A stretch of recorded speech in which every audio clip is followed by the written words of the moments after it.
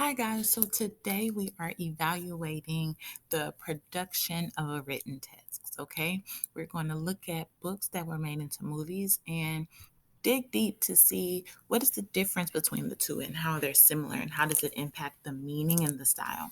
So I'm going to start by reading this section. It's starting on 53 of the PDF, but if you have the physical book, if you're in person, it starts on 58 and 59. So I am going to read it for you before we get started. We spat ourselves dry, and Jim opened the gate slowly, lifting it aside and resting it on the fence.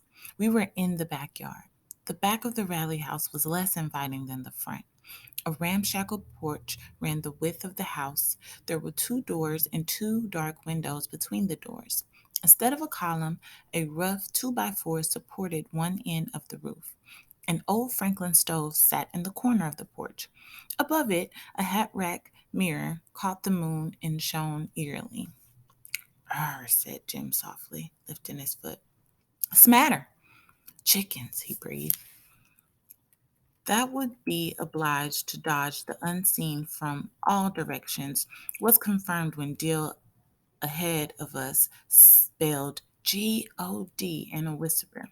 We crept to the side of the house, around to the window with the hanging shutter.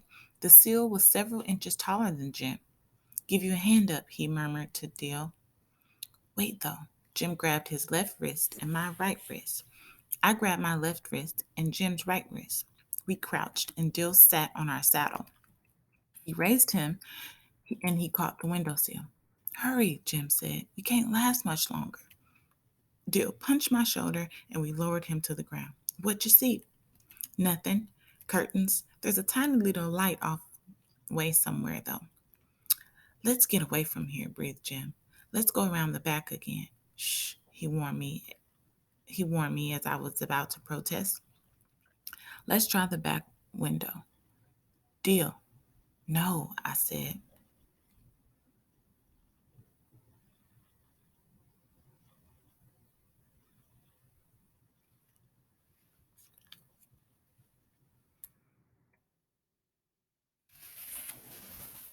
Sorry, I had to make sure I didn't read too far. This last paragraph. Bill stopped and let Jim go ahead. When Jim put his foot on the bottom step, the step squeaked. He stood still. Then he tried his weight by degrees. The step was silent. Jim skipped 2 steps. He put his foot on the porch, heaved himself to it, and teetered a long moment. He regained his balance and dropped back to his knees. He crawled to the window, raised his head, and looked in. That's where I'm stopping.